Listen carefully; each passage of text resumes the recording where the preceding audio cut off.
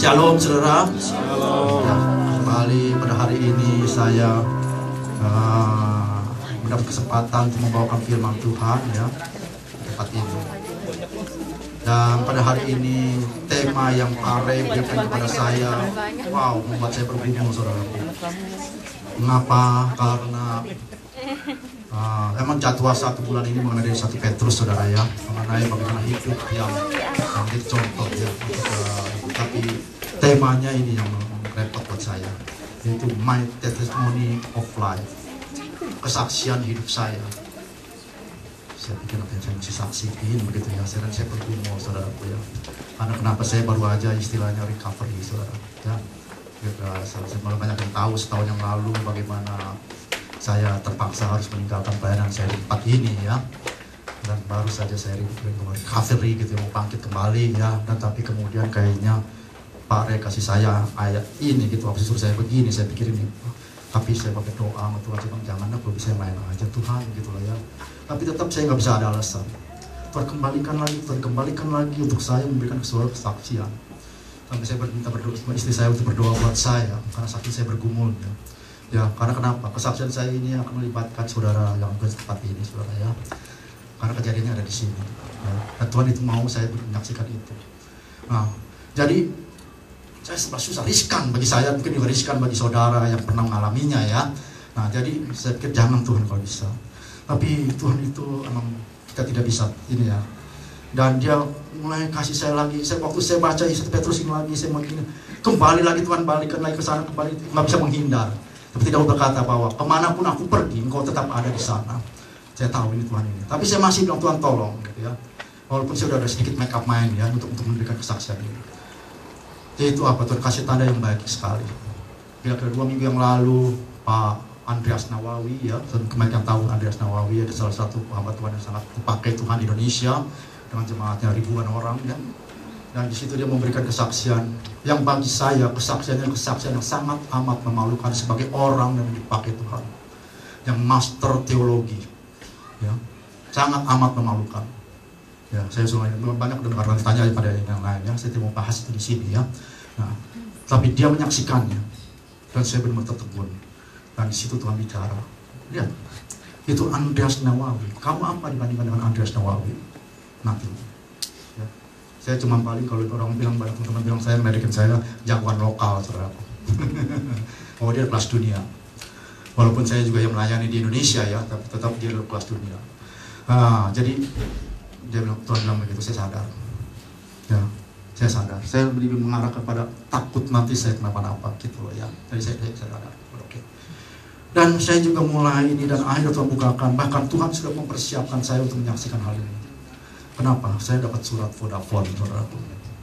Ya, tanggal 3 Maret ini. Saya masih simpen ini ya. Ini lucu saudara. Dia berkata begini, dapat surat, dia bilang saudara pernah mengalami bagaimana, katanya saya Vodafone ya, pernah saudara punya call delay gitu, terlambat ya, semuanya voicemail atau SMS juga datangnya terlambat gitu loh ya, dan juga ya begitulah kadang-kadang on off dan sebagainya, dia bilang begitu ya. Jadi dia mohon maaf katanya. Oke. Terus dia bilang mau tahu kenapa itu terjadi? Dia bilang karena simple, karena kita itu bertumbuh pesat, growing fast, dan kemudian problem datang karena terlalu nanti problem datang. Saya baca ini, saya pikir ini nggak lucu. Ini seakan-akan dia mau mengatakan bahwa dia belum persiapan, nafsu besar, tenaga kurang, orang bilang gitu. Ya, udah persiapan untuk ini, wah dia pengen kuasai, dia pengen kalahkan Optus, tapi persiapannya nggak ada. Makanya pada waktu orang-orang berat, anggota dia kelabakan, saudara. Akibatnya begitu, banyak yang kecewa, gitu ya. Nah, tadi kita begitu saya infoin, wah ini juga cocok sekali buat ilustrasi buat saya punya kesaksian, saudara. Saya pun begitu, saudara. Mengapa sampai saya itu? Karena saya begitu. Saya punya vision yang besar, ya, tetapi belum persiapan. Sehingga saya benar-benar, waktu saya 1 tahun yang lalu, ya saya baru berada merayakan, ya kalau kata merayakan, meratapi ya bersama lah begitulah ya, kepergian saya dari tempat ini ya. Mengapa saya berkata begitu? Karena terus terang aja ya, saya punya cita besar ya.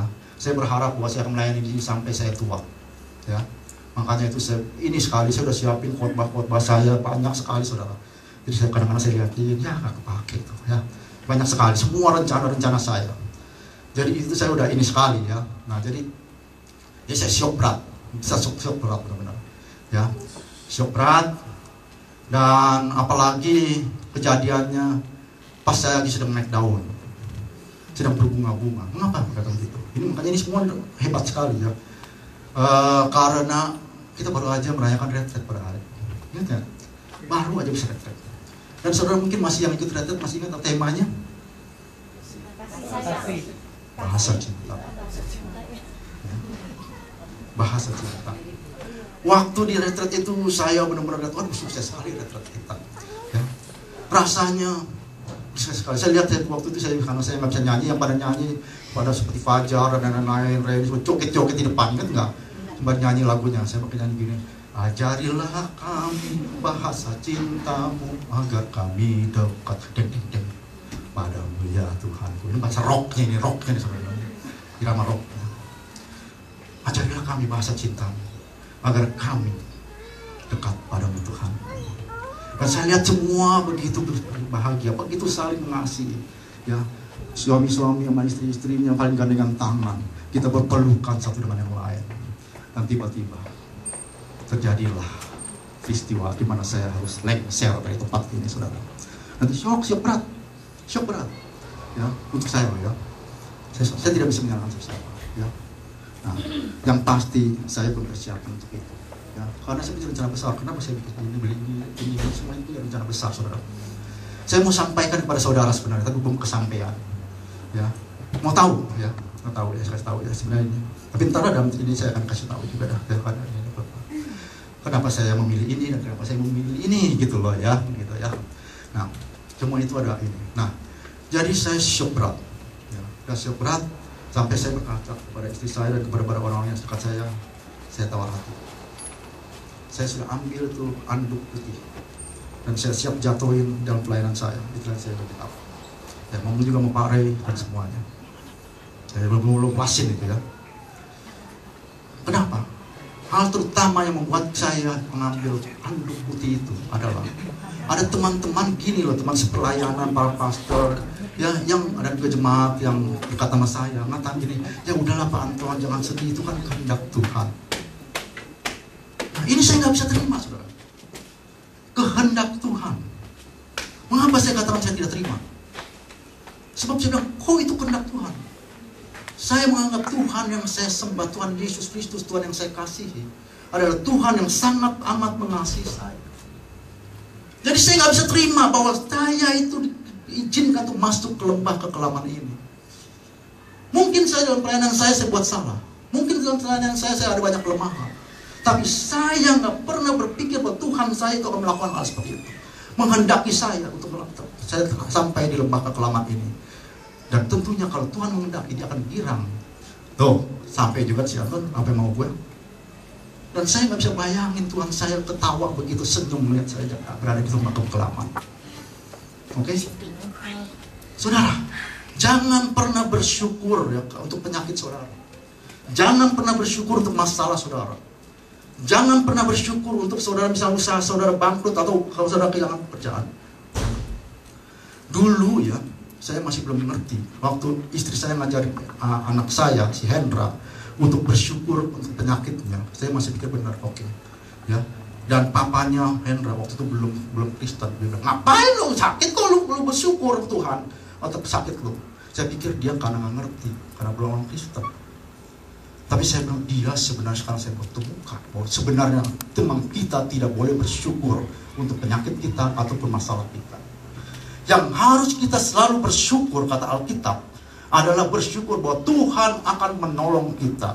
Tuhan akan memberikan kekuatan kepada kita di dalam masalah kita, di dalam penyakit kita, di dalam apa yang kita derita. Bukan penyakit kita. Mengapa? Saya selalu punya iman bahwa Tuhan yang saya sembah dan yang saudara sembah adalah Tuhan yang selalu berpikiran positif. Dan dia selalu ingin saudara itu sembuh, sehat selalu. Dia ingin selalu saudara itu maju, sukses selalu. Dia ingin selalu saudara diberkati. Bukan dia ingin saudara terkena penyakit ya. Jadi bukan kehendak Tuhan. Dan saya percaya juga Tuhan saya itu bukan menghendaki saya untuk menghadapi percobaan ini. Saya nggak terima. Saya nggak terima. Nah, karena kenapa? Karena iman saya kepada Tuhan itu seperti anak yang kehilangan bapaknya. Saya menganggap Tuhan saya itu adalah seperti bapa yang sangat amat mengasihi anaknya. Saudara pernah membaca kisah dari anak yang hilang ya? Pada waktu anak itu mendapatkan warisannya dari bapaknya, bapaknya memberikan itu, dan bapaknya anak itu jalan. Saya percaya waktu itu Yesus mengilustrasikan bahwa tidak ada sepetik pun di hati daripada bapak itu, bahwa dia akan berkata, awas lo nanti, lihat lo, nanti juga lo sengsara. Gak ada. Saya percaya itu. Mengapa? Karena ayat selanjutnya mengatakan pada waktu anak itu kembali, bapak itu buru-buru lari dan menyamperin anak itu. Artinya apa? Artinya bagi saya bahwa waktu dia memberikan uang itu untuk anaknya berfoya-foya meninggalkan dia, dia cuma punya satu, aku berharap kau kembali lagi. Dengan kata lain apa? Dia tidak pernah mempersoalkan kesalahan ataupun dosa dari anak-anaknya. Yang dia lihat adalah kebaikan anaknya. Ia ingin anak itu kembali dan menjadi orang yang baik. Itu Tuhan kita. Jadi kalau saudara dalam masalah, saudara berbuat dosa ataupun jatuh ke dalam dosa, jangan pikir Tuhan saudara langsung berkata, awas lo, nanti gua hajar lo, gua hukum lo, gua bikin lo sengsara. No way. Itu bukan Tuhan yang saya sembah. Itu bukan Tuhan yang saya sembah. Nggak tahu kalau agama lain, tapi itu bukan Tuhan yang saya sembah.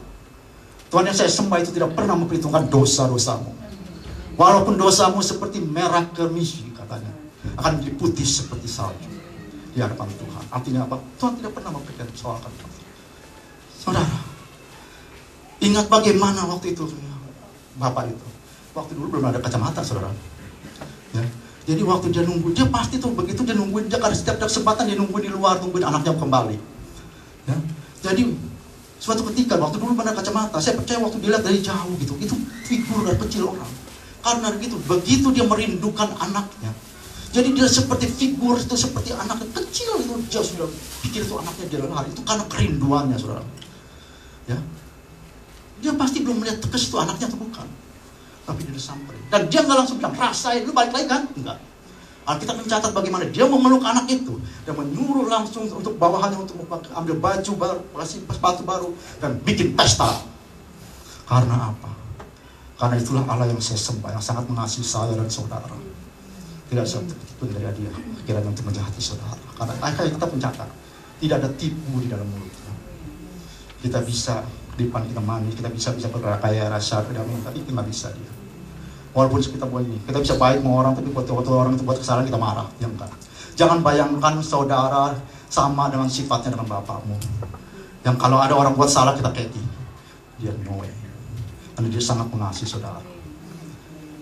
Nah, pada waktu saya udah mau lempar itu anduk putih dan pelayanan, Alkitab mencatat Tuhan tahu bahwa orang benar bisa jatuh, tapi tangan Tuhan menopang. Saudara, detik-detik waktu selama ini Tuhan ngomong ke saya, Anton, aku sangat mengasihi. Pertama dia ngomong gini, kau mengasihi aku? Yes, aku sangat mengasihi. Ya, tahu nggak saudara? Tuhan tidak pernah kehendaki saya untuk itu, tapi dia terpaksa mengizinkan. Beda loh saudara. Kehendak Tuhan.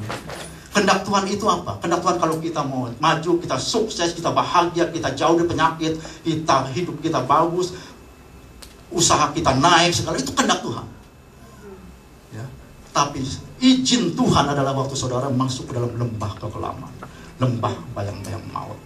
Mengapa? Karena Tuhan terpaksa. Kenapa bisa Tuhan terpaksa? Tuhan ingatkan saya pada Ayub. Saudara, waktu Ayub dicobai apa yang pertama-tama, Tuhan sangat bangga dengan Ayub. Oke? Lihat tuh, nggak ada orang seperti Ayub.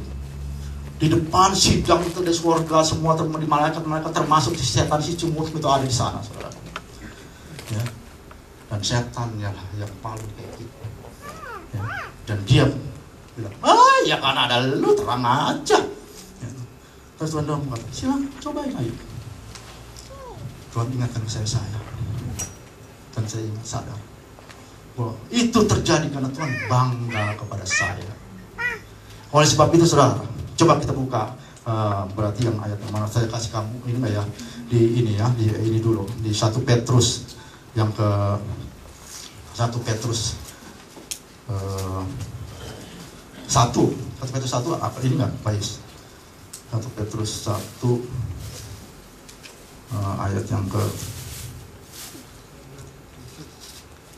ayat yang ini 6 dan 7 ya. 1:6-7. Bergembiralah akan hal itu, sekalipun sekarang ini kamu seketika harus berduka cita oleh berbagai-bagai pencobaan. 7. Jadi sekarang jika kamu sungguh-sungguh mendengarkan firman-Ku dan berpegang pada pokoknya ini ya. Bergembiralah akan hal itu, sekalipun sekarang ini kamu seketika harus berduka cita oleh berbagai-bagai pencobaan. Maksudnya semua itu ialah untuk membuktikan kemurnian imanmu yang jauh lebih tinggi nilainya daripada emas yang fana, yang diuji kemurniannya dengan api, sehingga kamu memperoleh puji-pujian dan kemuliaan dan kehormatan pada hari Yesus Kristus menyatakan dirinya. Surat Petrus ini dibuat oleh Petrus ya. Ini terjadi pada waktu orang-orang Kristen tidak disukai oleh orang-orang sekitarnya, oleh orang dunia ya, dibenci begitu ya, sehingga mereka berusaha untuk mengasingkan diri. Tapi Petrus tidak mengizinkan mereka itu, ya tidak mengizinkan mereka seperti petapa lah begitu, mau memisahkan diri lah begitu ya, karena tidak diterima gitu. Nah, saudara, Tuhan sekarang menyatakan kepada saya bahwa pencobaan yang saya alami, saya masuk ke lembah kekelaman itu untuk membuktikan iman saya. Dan dikatakan apa nih? Sehingga kamu memperoleh puji-pujian dan kemuliaan dan kehormatan pada hari Yesus Kristus menyatakan dirinya. Dan ini adalah alasannya. Nanti akan saya terangkan ya. Kenapa? Tapi yang pasti sejak saat itu saya selalu, kalau saudara perhatikan saya doa saya ambil dari Efesus 3 ayat 20. Bagimu itu jauh melampaui jauh segala pikiran dan perbuatan yang terlihat dari kuasa yang bukan jadi dalam diri kamu. Ya. Makanya saya doa saya kadang-kadang saya tutup dengan itu saudara. Nah, kalau Tuhan izinkan, saya amin. Tapi itu berarti karena dia terpaksa. Karena dia begitu bangga dengan saya dan akhirnya mengizinkan iblis itu menghajar saya. Nah, saudara, mengapa? Karena kesalahan saya juga. Saudara, saya ini orang senang baca buku, saudara. Banyak baca buku. Saya tahu ya, kalau saya pulang di Indonesia saya bawa beli buku. Walaupun buku yang di rumah masih belum habis saya baca. Belum ada yang saya baca malah ya kan. Tapi saya beli terus. Banyak sekali. Tapi kalau dibandingkan Pare, mungkin Pare lebih menang. Saya pernah kasih lihat sama Pare, ya kalah saya lah. Ya, lebih banyak tenang aja, dia banyak waktu, dia banyak ini untuk ke toko buku banyak ya kan, banyak waktu untuk baca. Kalau saya ya susah sekali ya. Jadi saya nggak begitu kecil hati juga gitu lah ya. Nah, satu buku yang saya baca yaitu buku dari kesaksian daripada Benny Hinn ya. Pada waktu itu Benny Hinn belum ditenar seperti sekarang, dia masih baru dan dia masih gagap lidah, ya ngomongnya gagap. Tapi kemudian Tuhan pakai dia, jamah dia pada waktu dia menghadapi pergi ke ibadah ke gereja yang dimana itu Katrin Kuhlman dari sana, Katrin Kuhlman. Nah di situ dia dijamah Tuhan. Dan di dalam kesaksiannya dia menulis bagaimana Katrin Kuhlman itu, saya membayangkan saudara. Nah ini kesalahan saya nih.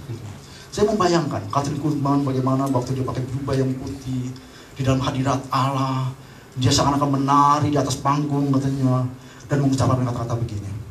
Tuhan, aku mengasihimu, aku menjanjikan kemuliaan bagimu Tuhan. Dan kata-kata itu berbekas di saya. Jadi sejak itu saya setiap kali kalau saya dalam hadirat Allah, saya berdoa, Tuhan, saya mengasihimu, saya menjanjikan kemuliaan bagimu Tuhan. Dan inilah kesalahan saya. Kenapa? Saya seperti Vodafone tadi. Saya punya visi yang besar.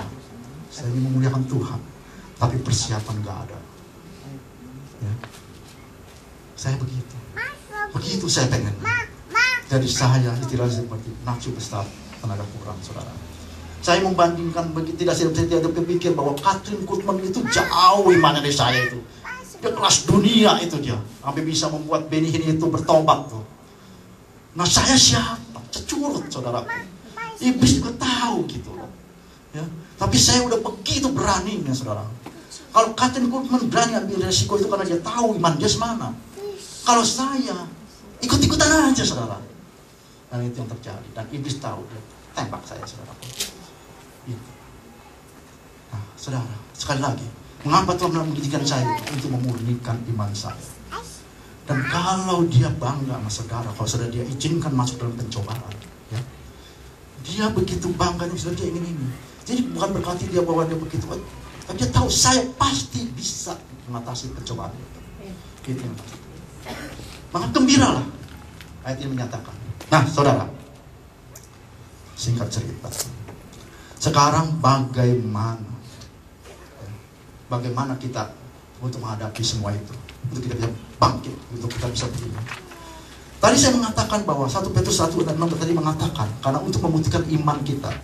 Tetapi di bawahnya dikatakan begini, sehingga kamu memperoleh puji-pujian dan kemuliaan dan kehormatan pada hari Yesus Kristus menyatakan dirinya. Artinya apa? Ada reward, ada hadiah. Jadi saya bangkit karena saya tahu Tuhan izinkan saya masuk dalam lembah kekelaman. Karena Tuhan dia siapkan saya reward, hadiah. Yaitu apa? Puji-pujian, kehormatan, dan kemuliaan. Ya. Kalau saya bebas itu masuk. Ya, gimana nggak suka saya? Senang sekali. Makanya dikatakan bergembiralah. Ya, bergembiralah. Nah, kalau saudara diizinkan Tuhan untuk masuk dalam lembah kekelaman, bergembiralah. Karena itu yang telah Tuhan siapkan bagi saudara dan saya yang sanggup untuk lolos dari itu. Ya, reward, ada hadiah. Nah, oleh sebab itulah maka saya katakan, kalau seakhir doa saya, karena saya beriman, itu akan terjadi dalam hidup saya. Saya mengatakan, bagimu Tuhan, segala puji, hormat, kemuliaan, dan kuasa. Maksudnya apa? Karena saya percaya, saya akan sampai sana. Tapi biar saya bagi kasih Tuhan dulu aja. Supaya saya jangan sombong nanti. Oke? Saudara, sekarang bagaimana caranya? Supaya kita bisa sukacita walaupun kita dalam lembah kekelaman. Saya akan membagikan pada saudara. Judul khotbah saya pada hari ini, Remember Who You Are. Judul khotbah saya, Remember Who You Are. Ingat siapa saudara. Ada banyak orang Kristen jatuh. Saya punya teman dulu seorang pernah sekolah Alkitab juga. Ya. Dan saya dulu nggak mengerti mengapa dia sampai jatuh. Dan akhirnya dia tidak pernah melayani Tuhan lagi dan habis itu aja teman-teman. Karena dia tidak pernah mengingat siapa dia. Remember who you are. Yang pertama, mari kita baca dulu ya. Itu diambil dari 1 Petrus 2, 9, 10. Itu ayat acuan yang Pak Ray juga ini. Ya. Jadi maka saya nggak merekayasa segala macam ya. 1 Petrus 2 ayat 9, 10. Ini Pak Ray memberikan ayat acuannya untuk saya. Ya. Saya minta. 1 Petrus 2 ayat 9 sampai 10. Ada ya? Enggak dengan ini ya. Salah konsep itu 11 ini. 11 sampai 12, sorry. Ya, 11 sampai 12. 1 Petrus 2 11 sampai 12 ayat acuan yang Pak Ade berikan ya. Saudara-saudaraku yang kekasih, aku menasihati kamu supaya sebagai pendatang dan perantau, kamu menjauhkan diri dari keinginan-keinginan daging yang berjuang melawan hidup, jiwa. Ya. Ini dia. Milikilah cara hidup yang baik. Ini yang ditekankan oleh Pak Ray. Milikilah cara hidup yang baik di tengah-tengah bangsa-bangsa yang bukan Yahudi, supaya apabila mereka memfitnah kamu sebagai orang durjana, mereka dapat melihatnya dari perbuatan-perbuatanmu yang baik dan memuliakan Allah pada hari yang melawat mereka. Milikilah cara hidup yang baik. Ya. Ini bukan berarti saudara berbuat baik, tapi cara hidup yang baik itu artinya cara hidup yang berkenan di hadapan Tuhan. Itu beda ya. Jangan kita berbuat baik, orang ya asal berbuat baik aja gitu ya, beda ya. Atau kita misalnya yang orang bilang pada bilang ya kita menderma dapat pahala, begitu lain ya. Ini sistemnya memiliki hidup cara hidup yang baik. Nah, saudara, saya mengambilnya dari 1 Petrus 2 9 sampai 10. Mari kita baca sekarang 1 Petrus 2 9 sampai 10. Ya, dikatakan begini. Tetapi kamulah bangsa yang terpilih, imamat yang rajani, bangsa yang kudus, umat kepunyaan Allah sendiri, supaya kamu memberitakan perbuatan-perbuatan yang besar dari Dia yang telah memanggil kamu keluar dari kegelapan kepada terangnya yang ajaib. Kamu yang dahulu bukan umat Allah, tapi sekarang telah menjadi umatnya, yang dahulu tidak dikasihani, tetapi sekarang telah beroleh belas kasihan. Saya tugaskan dikata begini, kamulah bangsa yang terpilih, imamat yang merajani, bangsa yang kudus, umat kepunyaan Allah sendiri, supaya memberitakan perbuatan-perbuatan yang besar dari Dia yang telah memanggil kamu dari kegelapan kepada terangnya yang ajaib. Saudara, ini yang kita akan bahas. Yang pertama, untuk kita bisa selalu sukacita di dalam pencobaan kita. Untuk kita sukacita waktu Tuhan izinkan kita masuk ke dalam lembah kekelaman atau lembah bayang-bayang maut, kata Daud. Yaitu apa? Kita harus tahu bahwa kita adalah milik Tuhan. You are God's own people. Kita adalah milik Tuhan. Ada banyak orang Kristen pada waktu dia diizinkan Tuhan masuk ke dalam lembah kekelaman, dia lupa bahwa dia adalah milik Tuhan. Sehingga kelabakan setengah mati, saudara. Banyak orang Kristen yang seperti itu, saudaraku. You are God's own people. Keluaran 19 ayat 5 malah menyatakan lebih enak lagi, saudaraku. Ya. Keluaran 19 ayat yang ke-5. Jadi sekarang jika kamu sungguh-sungguh mendengarkan firman-Ku dan berpegang pada perjanjian-Ku, maka kamu akan menjadi harta kesayanganku sendiri dari antara segala bangsa, sebab akulah yang empunya seluruh bumi. Anda adalah harta kesayangan Tuhan. Dahsyat, kan? Ya, dahsyat. Saudara, saya sering mengatakan pada saudara bernama istri saya juga ngomong lagi. Ya, ini karena krisis ekonomi, saudara. Kalau krisis ekonomi itu banyak sekali orang Kristen, ya, yang usahanya menurun, dan juga orang-orang dunia ikut usahanya menurun, atau yang kemudian di PHK-kan, ya, kehilangan pekerjaan dan sebagainya. Dan banyak orang Kristen yang kelabakan, padahal belum juga kejadian apa-apa. Menyedihkan. Menyedihkan. Padahal dia tahu, dia baca, dia miliknya Tuhan. Menyedihkan. Ya, saya mau katakan menyedihkan. Istri saya bilang, teman-temannya udah kelabakan, saudara, termasuk ada orang Kristen di dalamnya, saudara. Karena apa? Karena adik bosnya datang untuk membereskan manajemen semua di tempat itu. Jadi dia datang bawa 3 orang, dan itu berarti ada orang-orang tidak suka out, diganti 3 orang yang dia bawa. Dan banyak yang udah kelabakan. Tapi istri saya berkata luar biasa. Ini seharusnya orang Kristen. Saya bukan muji istri saya, tapi yang harus saya puji dia karena dia istri saya, ya. Dia bilang begini. Kerjaan ini adalah milik Tuhan. Kalau Tuhan yang mau ambil, Tuhan tahu yang terbaik buat kita. Tapi kalau Tuhan tidak mau ambil, siapapun tidak bisa mengambil dari kita. Itu karena saudara milik Tuhan. You are God's own people. Ya. Apapun goncang gancing, kalau Tuhan bilang tetap lo di situ, tetap, saudara. Itu yang penting. Ya. Ada banyak kita kelabakan, gak kepukuhan, lupa bahwa kita adalah milik Tuhan. Istri saya ini, ya, dia punya banyak tas yang dia senangi, ya, sedikit ngebrand lah, begitu dia senang gitu ya punya tas ini, ya. Nah, dia simpen rapi-rapi, dia pakai bungkus, pakai vinyl gitu, ya, dan masukin dalam kotaknya, dia tutup rapi-rapi gitu. Kalau saya kadang-kadang lagi nyari sesuatu, saya buka begitu, saya buka, lu bagaimana sih, bukan hati-hati, itu kan tas gua di dalamnya, begitu, ya kan. Aduh, dia begitu sayang sama tasnya, ya. Nah, dia juga punya harta lagi yang dia sayangin, cincin, saudaraku. Cincin berlian gitu, ya. Dia takut nanti orang lain ambil, maka dia simpan baik-baik sampai saya sedih, nggak tahu di mana dia taruh gitu, saudara. Nah, Anda adalah, tadi Keluaran bilang, harta kesayangan Tuhan. Saya mau tanya, kalau Anda merasa diri saudara Anda adalah harta kesayangan Tuhan, milik Tuhan, setan mana yang berani ganggu saudara? Oke? Taruh kata dia coba-coba main-main sama saudara, dia akan lihat apa yang Tuhan akan lakukan. 1, saudara adalah milik Tuhan. Bersukacitalah. Ingat itu selalu. Yang kedua, tadi berkatakan apa? Imamat yang rajani, umat kepunyaan Allah. Kamulah bangsa yang terpilih. Saudara, dipilih untuk memberitakan perbuatan-perbuatan besar yang Tuhan kerjakan di dalam hidup saudara. Yang kedua, harus saudara ingat bahwa saudara adalah orang yang dipilih Tuhan. Ngerti maksudnya dipilih? Dipilih itu artinya di antara sekian banyak orang di muka bumi ini, saudara yang dipilih. Di antara sekian banyak jutaan orang Kristen, saudara yang dipilih. Untuk apa? Jadi pertama saudara begitu dihargainya Tuhan, ya. Dan untuk apa? Supaya memberitakan perbuatan-perbuatan yang besar dari Dia yang telah memanggil saudara. Artinya apa? Memberitakan perbuatan-perbuatan Tuhan di dalam hidup saudara dan saya. Halo? Ada banyak orang Kristen pada waktu menghadapi yang namanya krisis ekonomi, dia cengeng, nangis, gak kepukuhan.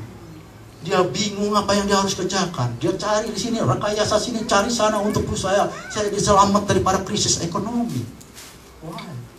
Pertama, saudara milik Tuhan. Yang kedua, saudara dipilih oleh Tuhan untuk memberitakan perbuatan-perbuatan besar yang Dia lakukan dalam hidup saudara. Kalau saudara jadi orang yang kelabakan begitu, bagaimana saudara bisa bikin kasih tahu orang perbuatan-perbuatan besar Tuhan dalam hidup saudara? Jadi apa? Ingat baik-baik, kamu adalah orang yang dipilih Tuhan.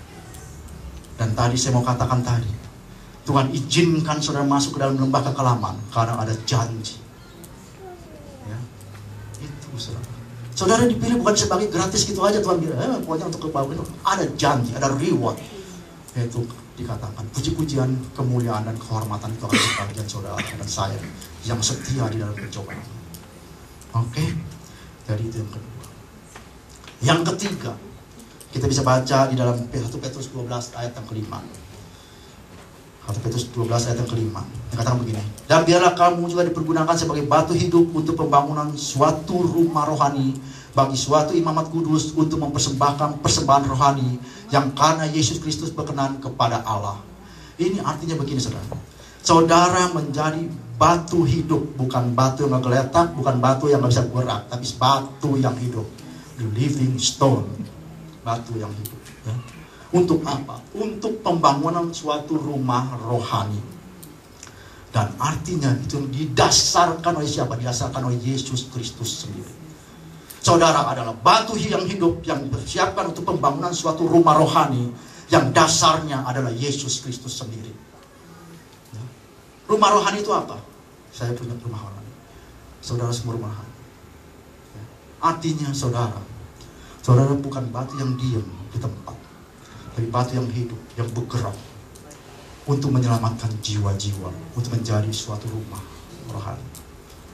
Dan dasarnya siapa? Bukan saudara ambisi saudara, bukan kemauan saudara, bukan apa supaya saudara senang. Dasarnya adalah Yesus Kristus sendiri. Artinya apa?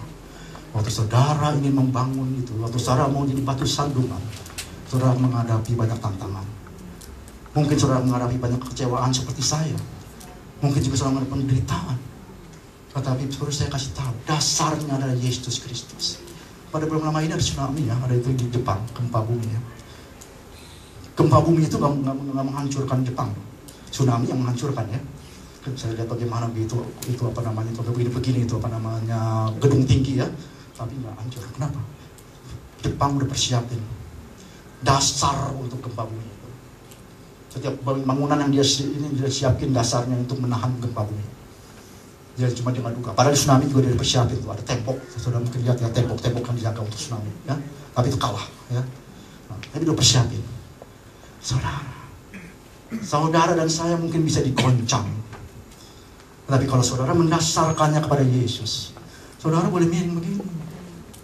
Waktu goncang boleh main begini, saudara. Saya juga main begini, saya udah mau hampir kelop, saudara. Yang udah mau hampir kipat. Tapi dasar saya adalah Yesus. Dia yang akan melakukan. Orang benar bisa jatuh, tapi dia yang akan menumpang. Ya. Dan saudara, kalau dasarnya Yesus, ngerti nggak maksudnya apa? Saudara mungkin akan mengalami kekecewaan. Yesus akan bilang, aku pun merasakannya. Karena kita lepasin aja ke Tuhan. Karena dasarnya dia. Bangunan itu goyang-goyang itu, tapi dasarnya yang tahan loh. Ya, dasar yang tahan loh. Anda mungkin merasa sedih, Anda mungkin merasa kecewa, Anda mungkin merasa disepelekan, Anda mungkin merasa menderita. Tapi yang tanggung adalah Yesus. Yesus yang tanggung semua itu. Dan Paulus berkata, penderitaanmu tidaklah mengucurkan darah. Artinya belum sampai mengucurkan darah.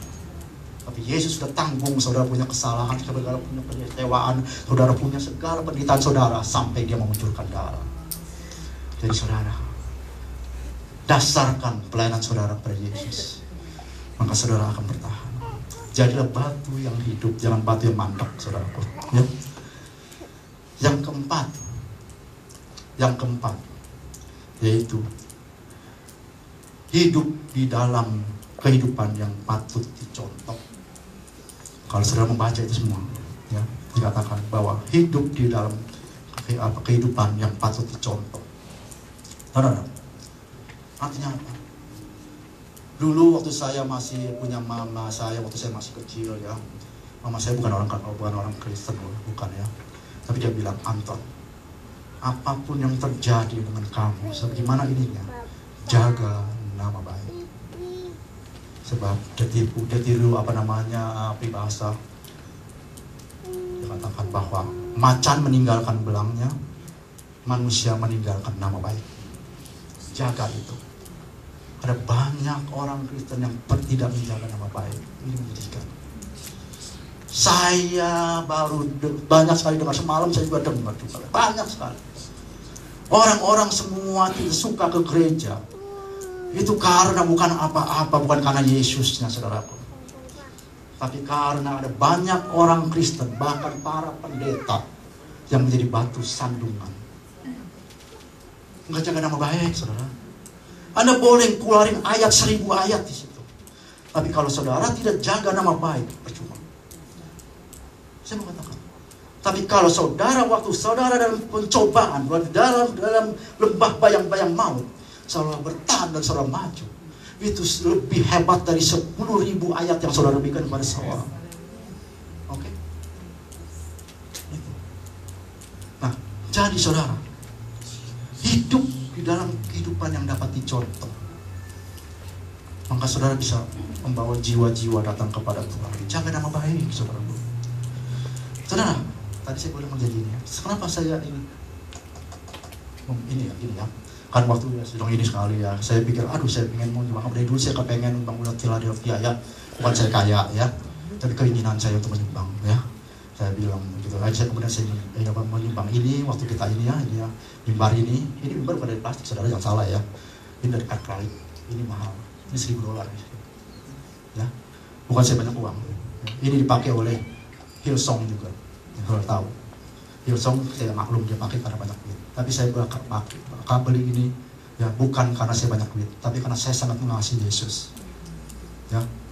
Karena saya ingin senang ini transparan, saudara. Saya bisa kan? Saya mau main-main, saudara. Saya punya maksud.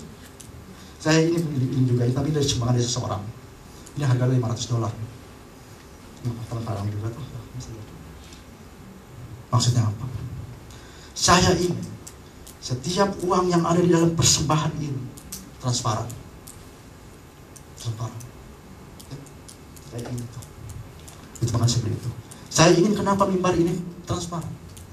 Saya ingin saudara-saudara yang main organ di sana, yang main drum sana, main gitar di sana, itu tahu hidupmu itu transparan di hadapan semua orang. Ya, transparan. Ya, jalan jemaat ini. Oh, Anda sudah bilang, kita bisa pura-pura, Pak Ton. Mana ada yang tahu? Setan juga kadang-kadang bisa nggak tahu loh kalau kita pura-pura, mah. Udah mati. Tapi saya mau katakan, seperti ini transparan. Pada waktu Anda masuk mimbar ini, lihat ini. Setiap orang yang melayani di sini, bahkan pengkhotbah yang melihat di sini, dia tahu, dia pun transparan di hadapan Allah. Dia transparan di hadapan. Tadi saudara melakukan lagu, tiada yang tersembunyi bagimu Tuhan. Itu jangan sekedar sebuah nyanyi, kan? Saudara tahu Tuhan, di hadapan Tuhan saudara transparan. Itu maksud saya, untuk mengingatkan saya pada waktu saya naruh ini, buat transparan di hadapan saudara dan di hadapan Tuhan.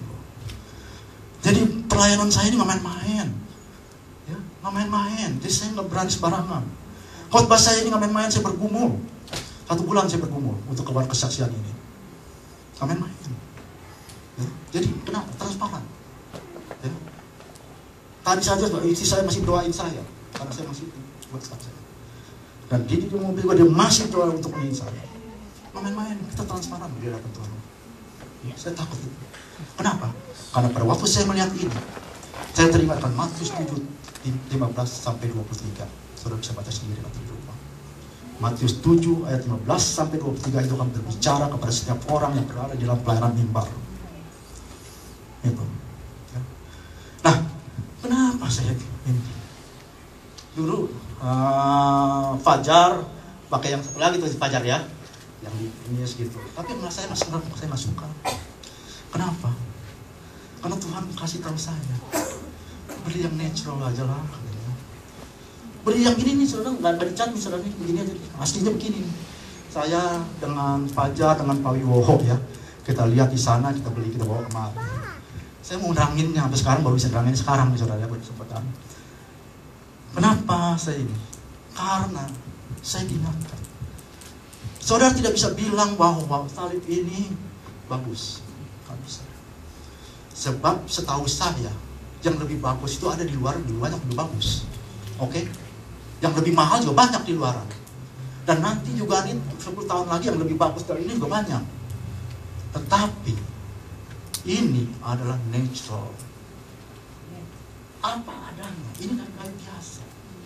Nanti maksudnya Tuhan ingin pada waktu saudara lihat ini, saudara harus lihat Tuhan terima saudara apa adanya. Oke? Tuhan yang terima saudara apa adanya. Oleh sebab itu layani Tuhan apa adanya. Muji Tuhan apa adanya. Karena Tuhan ingin saudara ini apa adanya. Natural. Artinya apa juga? Dia adalah God the Almighty, Alpha, Omega. Tidak ada yang akan bilang ini akan ada hidup jelek. Karena ini naturalnya begini loh. Dahulu, sekarang, dan sampai selamanya tidak akan pernah berubah. Itulah Tuhan yang saudara sembah. Saudara. Jadi kalau saudara lihat ini, saudara, Tuhan saudara Tuhan yang tidak pernah berubah. Sekali dia sudah mengasihi saudara, dia akan terus mengasihi saudara. Apapun yang saudara perbuat di dalam hidup saudara. Amin. Yang ini malah sama dong. Amin. Nah itu dong. Nggak ada orang antuk berarti ketahuan yang tanda. Udah mesti habis, sudah buru-buru. Jadi itu saudara. Jadi kalau saudara lihat ini, mbak ini saudara tolong dia. Saudara dan saya transparan di hadapan Tuhan. Ingat Matius 7:15 sampai 23 itu mengingatkan saudara. Sekarang kesimpulannya apa?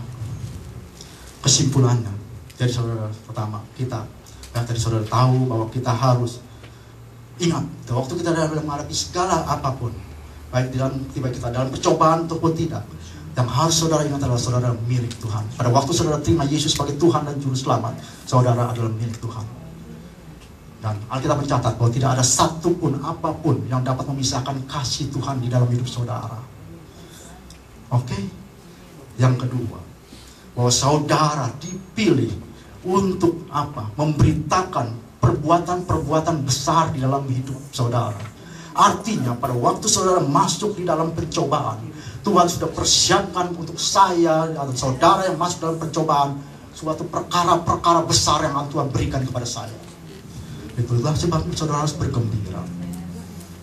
Yang ketiga adalah saudara batu yang hidup, bukan batu yang mati, bukan batu yang diam aja.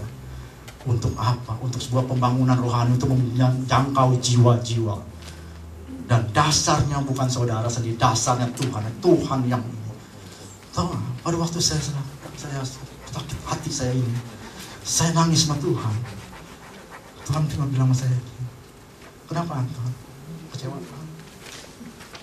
Aku juga lebih kecewa Tuhan. Kenapa Tuhan? Sedih Tuhan. Aku juga lebih sedih dari Tuhan.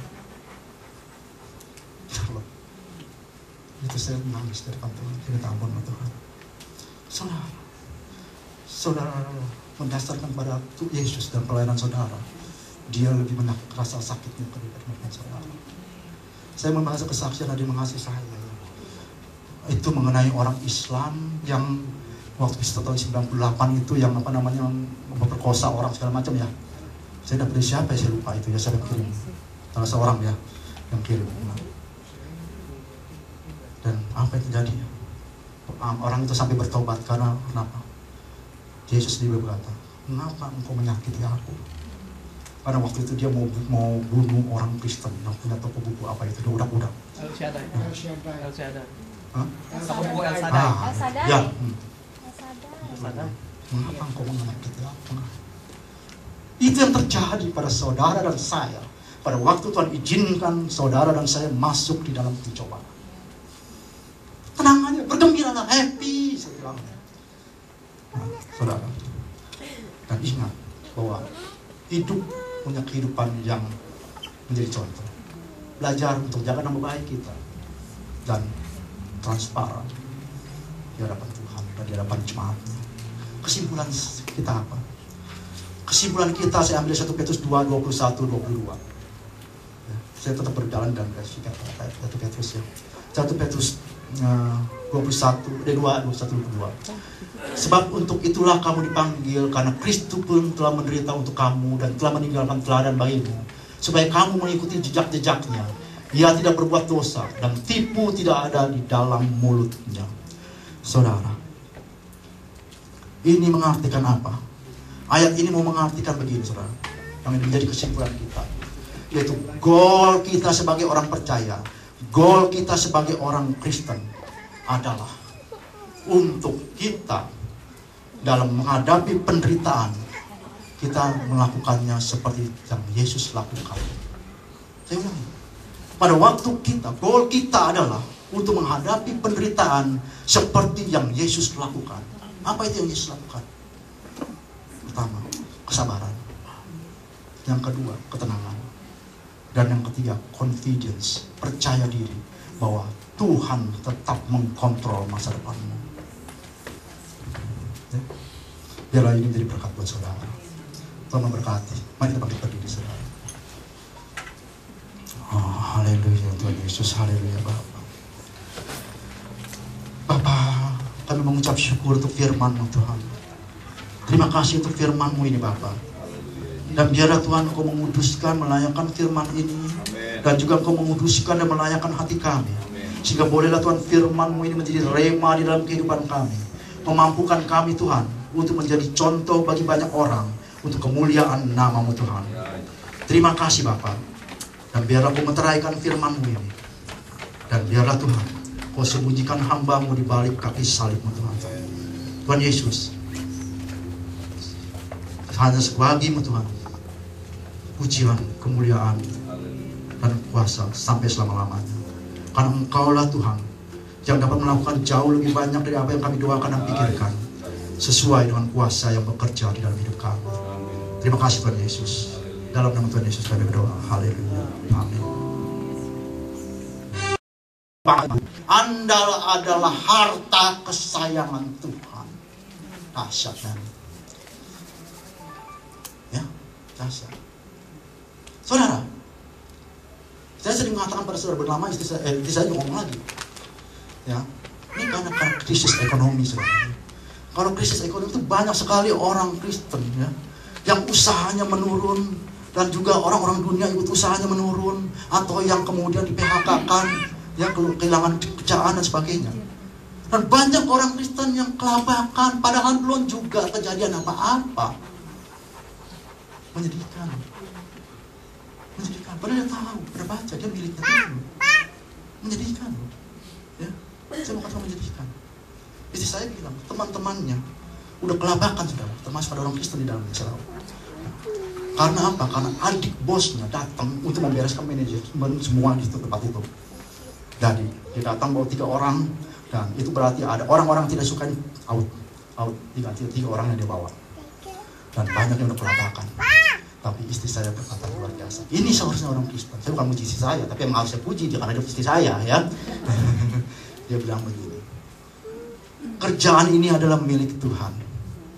Kalau Tuhan yang mau ambil, Tuhan tahu yang terbaik buat kita.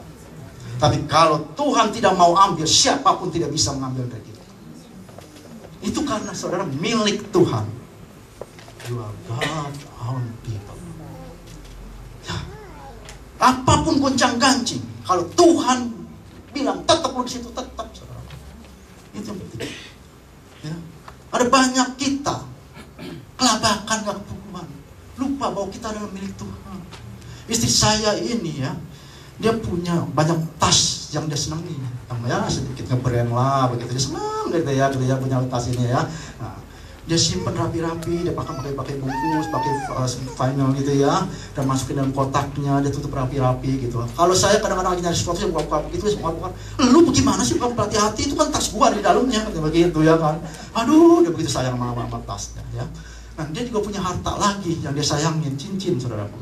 cincin berlian gitu ya. Dia takut nanti orang lain ambil, maka dia simpan baik-baik sampai saya sendiri nggak tahu di mana dia taruh gitu ya. Nah, Anda adalah, tadi Keluaran bilang, harta kesayangan Tuhan. Saya mau tanya, kalau Anda merasa diri saudara Anda adalah harta kesayangan Tuhan, milik Tuhan, setan mana yang berani ganggu saudara? Oke? Taruh kata dia coba-coba main-main sama saudara, dia akan lihat apa yang Tuhan akan lakukan. Satu, saudara adalah milik Tuhan. Bersukacitalah. Ingat itu selalu. Yang kedua, tadi berkatakan apa? Imamat yang rajani, umat kepunyaan Allah. Kamulah bangsa yang terpilih. Saudara, dipilih untuk memberitakan perbuatan-perbuatan besar yang Tuhan kerjakan di dalam hidup saudara. Yang kedua, harus saudara ingat bahwa saudara adalah orang yang dipilih Tuhan. Ngerti maksudnya dipilih? Dipilih itu artinya di antara sekian banyak orang di muka bumi ini, saudara yang dipilih. Di antara sekian banyak jutaan orang Kristen, saudara yang dipilih. Untuk apa? Jadi pertama, saudara begitu dihargainya Tuhan dipilih, ya. Dan untuk apa?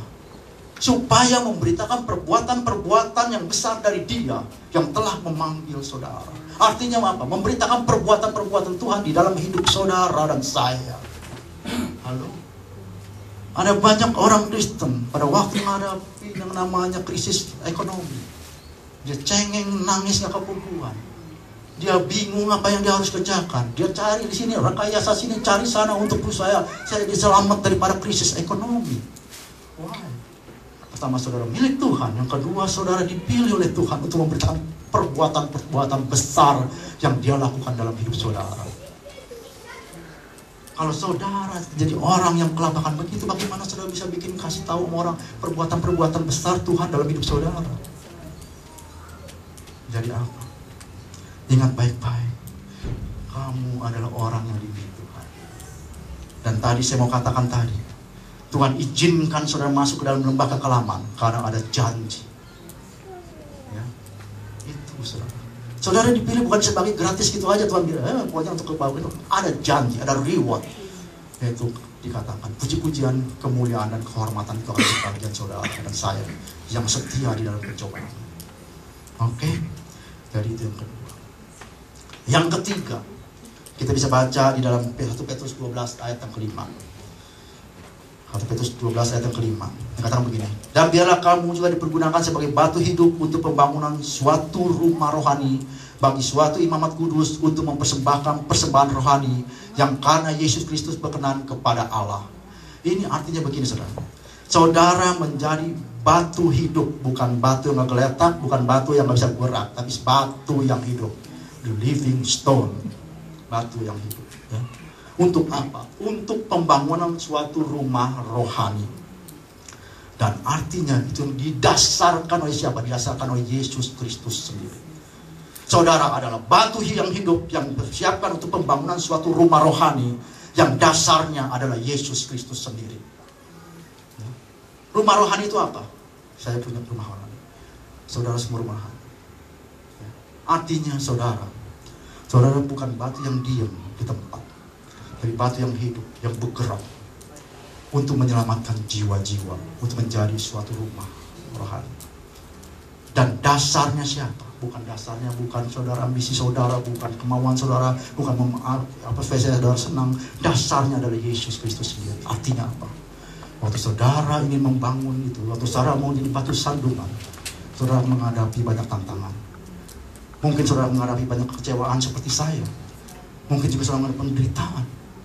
Tetapi terus saya kasih tahu, dasarnya adalah Yesus Kristus. Pada belum lama ini ada tsunami ya, ada itu di Jepang, gempa bumi ya. Gempa bumi itu nggak menghancurkan Jepang, tsunami yang menghancurkan ya. Saya lihat bagaimana begitu, itu apa namanya, kalau begini itu apa namanya, gedung tinggi ya, tapi nggak hancur. Kenapa? Jepang udah persiapin dasar untuk gempa bumi itu. Setiap bangunan yang dia siapin dasarnya untuk menahan gempa bumi. Dia cuma dimadukan. Padahal tsunami juga dia persiapin tuh, ada tembok. Sudah mungkin lihat ya, tembok-tembok yang dijaga untuk tsunami ya. Tapi itu kalah ya. Nah, tapi dia persiapin. Saudara, Saudara dan saya mungkin bisa dikoncang. Tapi kalau saudara mendasarkannya kepada Yesus, saudara boleh miring begini. Waktu koncang boleh miring begini. Saya juga miring begini, saya udah mau kelop. Yang udah mau give up. Ya. Tapi dasar saya adalah Yesus. Dia yang akan kepala. Orang benar bisa jatuh, tapi dia yang akan menumpang. Ya. Dan saudara, kalau dasarnya Yesus, ngerti nggak maksudnya apa? Saudara mungkin akan mengalami kekecewaan. Yesus akan bilang, aku pun merasakannya. Karena kita lepasin aja ke Tuhan. Karena dasarnya dia. Bangunan itu goyang-goyang itu, tapi dasarnya yang tahan loh. Hah? Ya, dasar yang tahan loh. Anda mungkin merasa sedih, Anda mungkin merasa kecewa, Anda mungkin merasa disepelekan, Anda mungkin merasa menderita. Tapi yang tanggung adalah Yesus. Yesus yang tanggung semua itu. Dan Paulus berkata, penderitaanmu tidaklah mengucurkan darah. Artinya belum sampai mengucurkan darah. Tapi Yesus sudah tanggung. Saudara punya kesalahan, saudara punya kekecewaan, saudara punya segala penderitaan saudara sampai dia mengucurkan darah. Jadi saudara, dasarkan pelayanan saudara kepada Yesus, maka saudara akan bertahan. Jadilah batu yang hidup, jangan batu yang mandek, saudaraku. Ya. Yang keempat, yaitu hidup di dalam kehidupan yang patut dicontoh. Kalau saudara membaca itu semua, ya, dikatakan bahwa hidup di dalam kehidupan yang patut dicontoh. Saudara, artinya apa? Dulu waktu saya masih punya mama saya, waktu saya masih kecil ya, mama saya bukan orang Kristen, bukan ya. Tapi dia bilang, Anton, apapun yang terjadi dengan kamu, sebagaimana ininya, jaga nama baik. Sebab dia tiru peribahasa. Dia katakan bahwa macan meninggalkan belangnya, manusia meninggalkan nama baik. Jaga itu. Ada banyak orang Kristen yang tidak menjaga nama baik. Ini menyedihkan. Saya baru banyak sekali dengar, semalam saya juga dengar juga. Banyak sekali. Orang-orang semua tidak suka ke gereja. Itu karena bukan apa-apa, bukan karena Yesusnya, saudaraku. Tapi karena ada banyak orang Kristen, bahkan para pendeta, yang menjadi batu sandungan. Enggak jaga nama baik, saudara. Anda boleh keluarin ayat 1000 ayat di situ. Tapi kalau saudara tidak jaga nama baik, percuma. Saya mau katakan. Tapi kalau saudara, waktu saudara dalam pencobaan, dalam lembah bayang-bayang maut, saudara bertahan dan saudara maju, itu lebih hebat dari 10.000 ayat yang saudara berikan kepada seorang. Oke? Nah, jadi saudara, hidup di dalam kehidupan yang dapat dicontoh, maka saudara bisa membawa jiwa-jiwa datang kepada Tuhan. Jaga nama baik, saudara. Saudara, tadi saya boleh menjadi ini ya. Kenapa saya ini ya. Kan waktu sedang ini sekali ya, saya pikir, saya pengen mau nyumbang. Dari dulu saya kepengen bangun Philadelphia ya, bukan saya kaya ya, tapi keinginan saya untuk menyumbang ya. Saya bilang gitu, kemudian saya menyumbang ini, waktu kita ini ya, mimbar ini mimbar pada plastik, saudara jangan salah ya. Ini dari akrilik, ini mahal, ini $1.000 ya, bukan saya banyak uang. Ini dipakai oleh Hillsong juga, saudara tahu. Hillsong saya maklum dia pakai karena banyak duit. Tapi saya beli ini ya bukan karena saya banyak duit, tapi karena saya sangat mengasihi Yesus. Ya. Karena saya ingin senang ini transparan, saudara. Saya bisa lihat kan? Saya main-main, saudara. Saya punya maksud. Saya ini juga, tapi dari sumbangan dari seseorang. Ini harga $500. Terang juga tuh. Maksudnya apa? Saya ingin setiap uang yang ada di dalam persembahan ini transparan. Transparan. Saya ingin itu. Itu bahkan saya beli itu. Saya ingin kenapa mimbar ini transparan. Saya ingin saudara-saudara yang main organ di sana, yang main drum sana, main gitar di sana, itu tahu hidupmu itu transparan di hadapan semua orang. Ya, transparan. Ya, jalan jemaat ini. Oh, Anda sudah bilang, kita bisa pura-pura, Pak Ton. Mana ada yang tahu? Setan juga kadang-kadang bisa nggak tahu loh kalau kita pura-pura mah. Udah mati. Tapi saya mau katakan, seperti ini transparan. Pada waktu Anda masuk mimbar ini, lihat ini. Setiap orang yang melayani di sini, bahkan pengkhotbah yang melihat di sini, dia tahu, dia pun transparan di hadapan Allah. Dia transparan di hadapan. Tadi saudara melakukan lagu, tiada yang tersembunyi bagimu Tuhan. Itu jangan sekedar sebuah nyanyi, kan? Saudara tahu Tuhan, di hadapan Tuhan saudara transparan. Itu maksud saya, untuk mengingatkan saya pada waktu saya naruh ini, buat transparan di hadapan saudara dan di hadapan Tuhan. Jadi pelayanan saya ini nggak main-main, ya, nggak main-main. Jadi saya nggak berani sembarangan. Khotbah saya ini nggak main-main, saya bergumul. 1 bulan saya bergumul untuk keluar kesaksian ini, nggak main-main. Ya. Jadi kenapa? Transparan. Ya. Tadi saja istri saya masih doain saya karena saya masih buat kesaksian. Dan di mobil juga dia masih doa untuk mengingat saya. Nggak main-main, kita transparan di hadapan Tuhan. Ya, saya takut itu. Kenapa? Karena pada waktu saya melihat ini, saya teringatkan Matius 7, 15-23. Saudara bisa baca sendiri nanti di rumah. Matius 7 ayat 15-23 itu akan berbicara kepada setiap orang yang berada di dalam pelayanan mimbar. Itu. Ya. Nah, kenapa saya ini?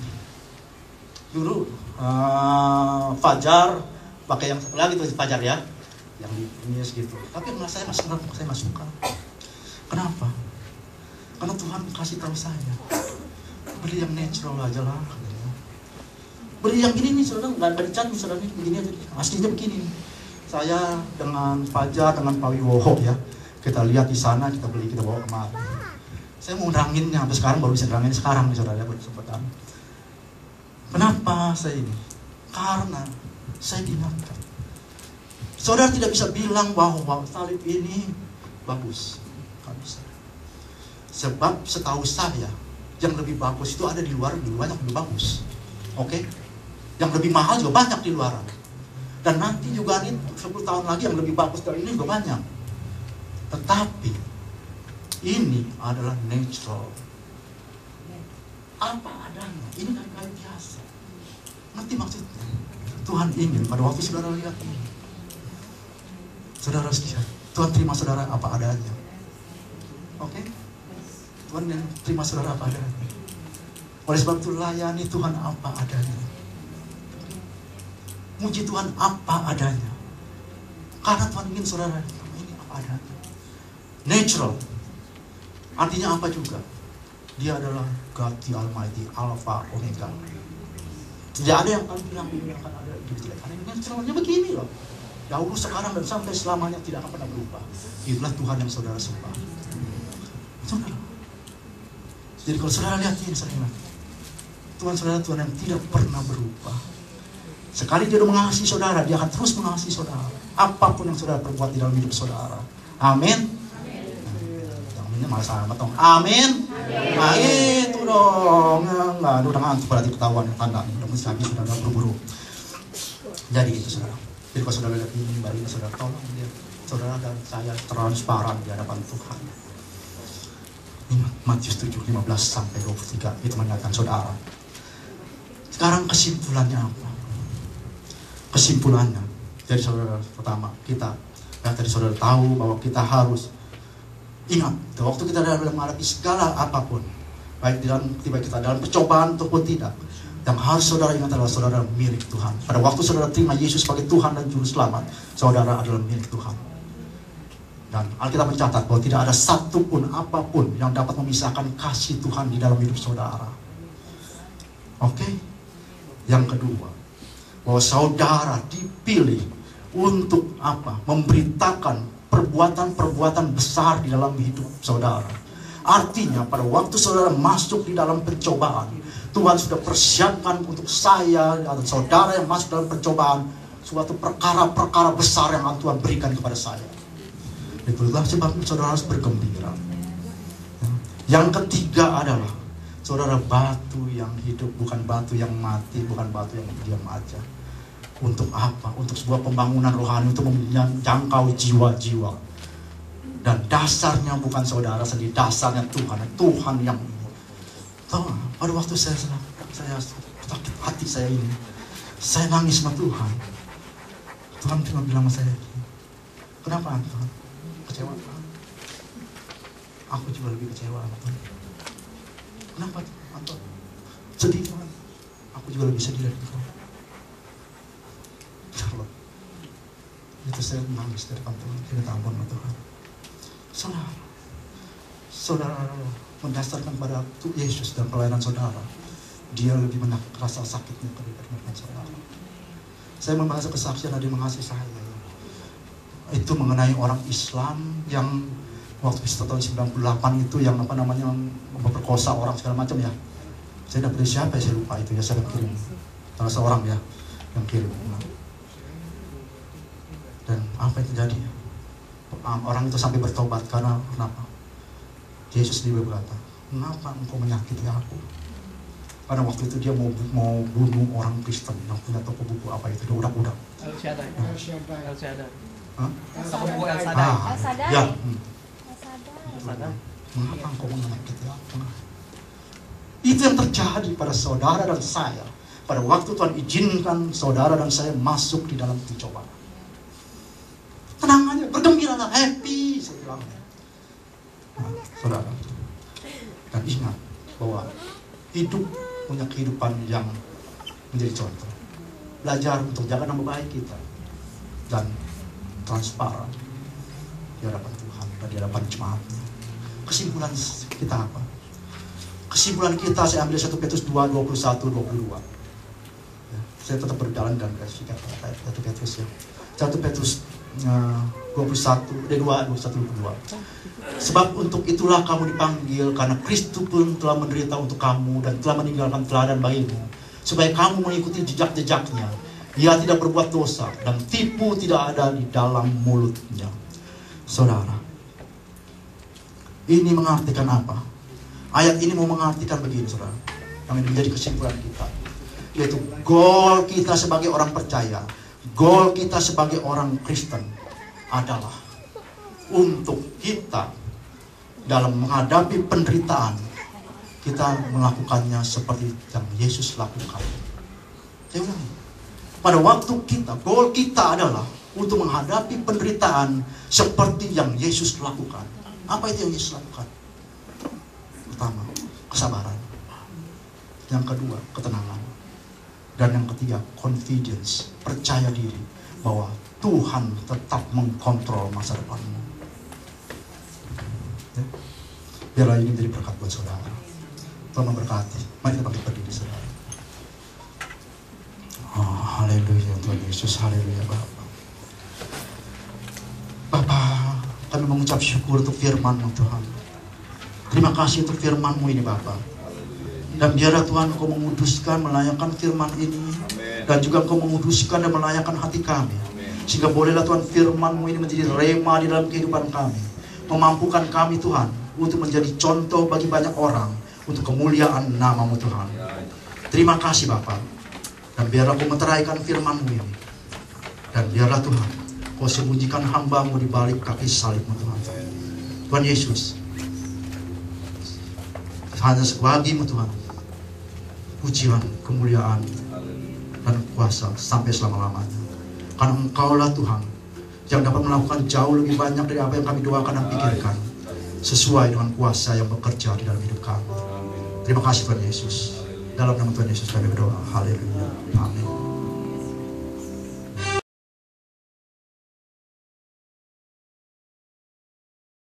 Aku lihat hatiku.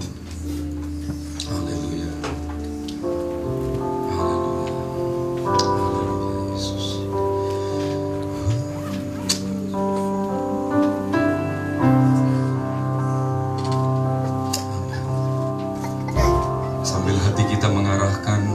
Kepada Bapa di sorga, bukalah hati saudara, biar Tuhan yang akan menyelidiki segenap hidup saudara, hati saudara. Selidiki aku, lihat hatiku, apakah ku sungguh mengasihi-Mu Yesus, Kau yang Maha Tahu dan menilai hidupku, tak ada yang tersembunyi bagi. Lagi katakan, selidiki aku, selidiki aku, lihat hatiku, apakah ku sungguh mengasihimu. Amin, amin. Kau yang maha tahu dan menilai hidupku, tak ada yang tersembunyi bagi. Katakan sama-sama. Telah kulihat kebaikanmu yang tak pernah habis di hidupku. Ku berjuang sampai akhirnya kau dapati aku tetap.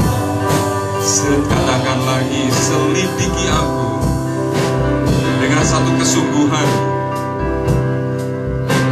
Izinkan Dia menyelidiki hati dan batin saudara.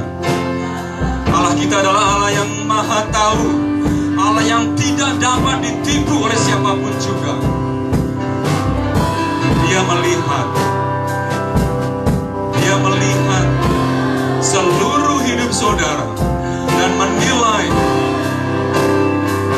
Katakan lagi saudara, dengan hati yang rendah kepada Tuhan, selidiki aku. Izinkan Tuhan melihat seluruh hati saudara, seluruh kehidupan saudara, seluruh aktivitas saudara. Dia maha tahu. Amin. Haleluya. Tuhan, Engkau melihat Tuhan. Haleluya. Sama-sama katakan, ya Tuhan, benar Tuhan. Kebaikan. Haleluya. Haleluya. Amin. Katakan, ku berjuang sampai pada akhirnya. Sampai akhirnya kau dapati aku tetap. Katakan lagi, telah kulihat kebaikan-Mu. Amin, haleluya. Kebaikan-Mu yang tak pernah habis di hidupku. Berjuang sampai akhirnya Tuhan. Haleluya. Amin. Tuhan, sekali lagi saudara, telah kulihat kebaikan Tuhan. Telah kulihat kebaikan-Mu. Amin. Oh, Engkau tak pernah habis-habisnya Tuhan berbuat baik kepada kami Tuhan. Amin. Sampai akhirnya kau dapati aku tetap. Musik saja, biarkan mengalunkan pujian ini. Saudara, pujian ini sungguh tidak main-main saudara. Sebagaimana tadi yang Pastor Anton katakan, di hadapan Tuhan transparan. Di hadapan Tuhan tidak ada yang tersembunyi. Saudara akan berusaha menyembunyikan satu kali, sebagaimana Daud katakan, dari soto rumah apa yang tersembunyi akan diberitakan saudara. Itu sebabnya saudara, biarlah firman Tuhan pada pagi hari ini, biarlah benih-benih firman Tuhan menjadi satu, katakan satu pecutan bagi saudara, bagi saya, bagi setiap kita, bahwa Allah kita bisa ditipu, saudara. Allah kita melihat dari hati yang paling dalam. Mungkin saudara bisa menyembunyikan kepada suami saudara, kepada istri saudara, kepada anak-anak saudara, kepada orang tua saudara. Tetapi di hadapan Allah tidak ada satupun yang tersembunyi. Saya mengajak saudara untuk pagi hari ini mengintrospeksi, melihat kehidupan kita masing-masing, saudara.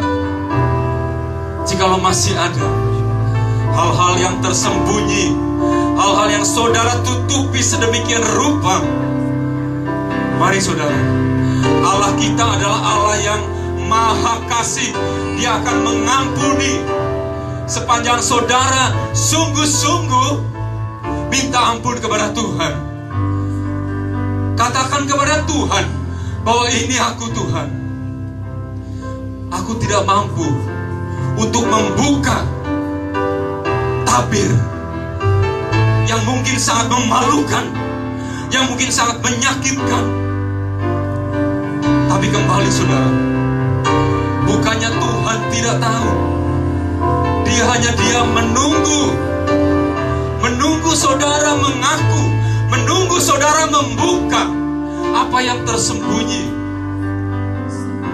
Ketika Adam dan Hawa jatuh dalam dosa, dia mencoba bersembunyi di balik pohon. Tapi Allah tahu, karena Dia Allah yang Maha tahu, saudara. Sepertinya Dia tidak tahu.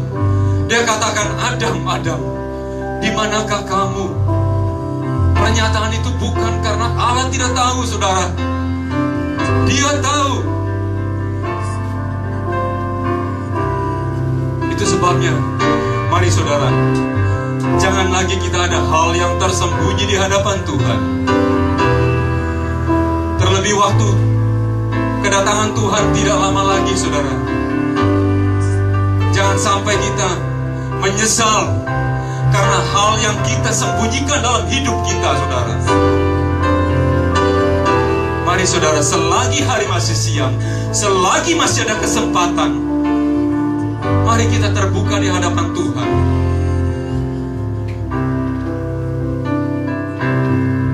Angkat pujian ini sekali lagi, saudara. Kalau memang saudara ada sesuatu yang saudara mau buka terhadap Tuhan, saudara bisa mengatakan dalam hati saudara dan sungguh-sungguh minta ampun kepada Tuhan.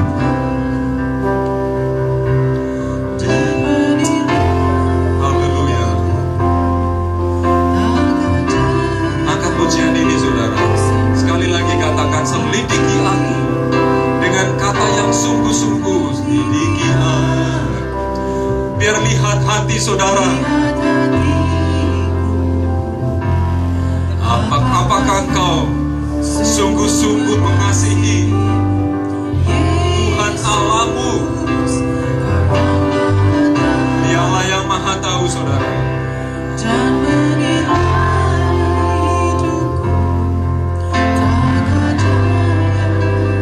Tersembunyi, katakan sama-sama.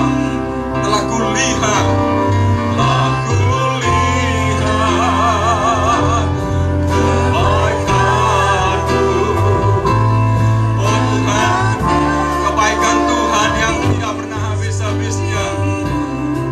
kami layak Tuhan untuk menipu Engkau. Haleluya. Kami mau berjuang, Tuhan. Kami mau berjuang sampai akhirnya sekali lagi telah kulihat kebaikan-Mu. Haleluya. Kebaikan. Amin. Yang tak pernah habis.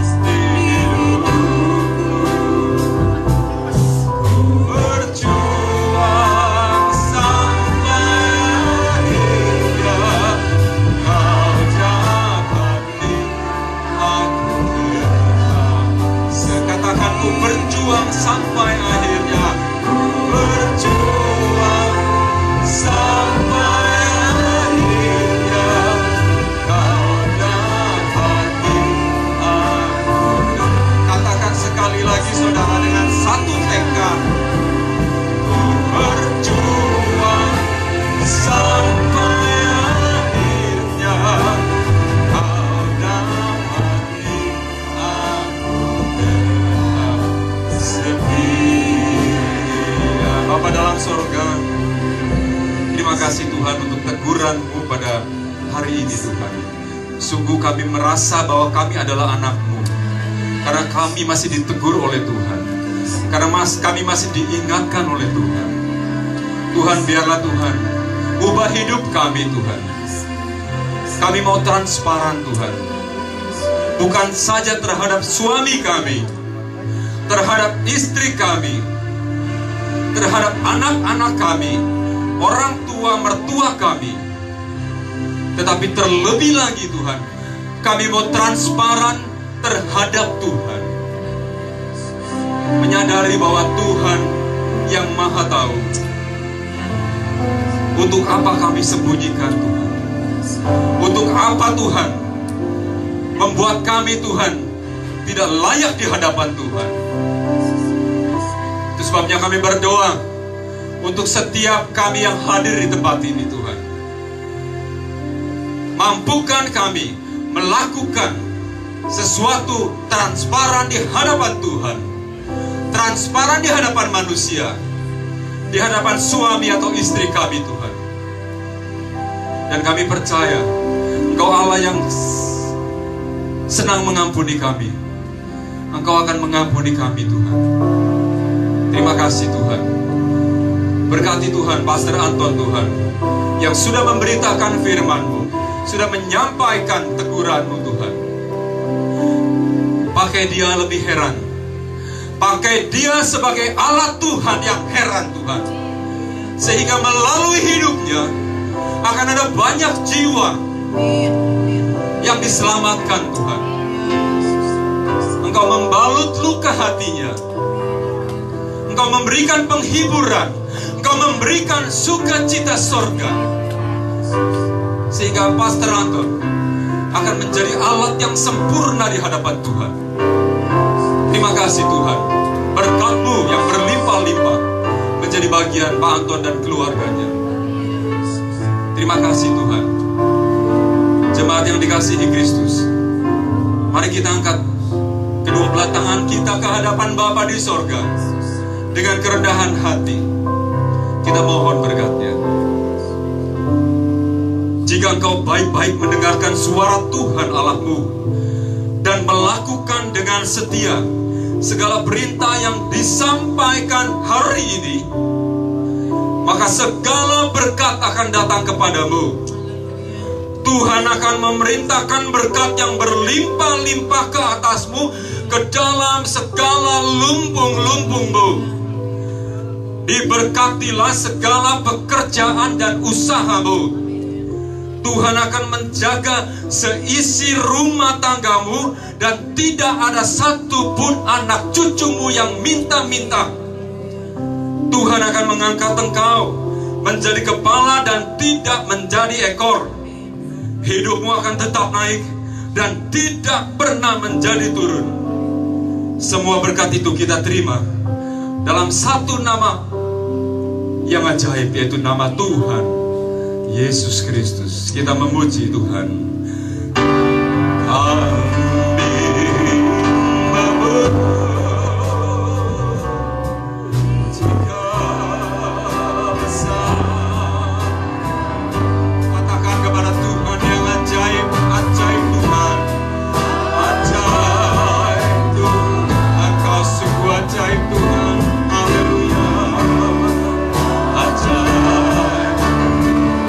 Kami memuji kebesaran-Mu Tuhan. Haleluya.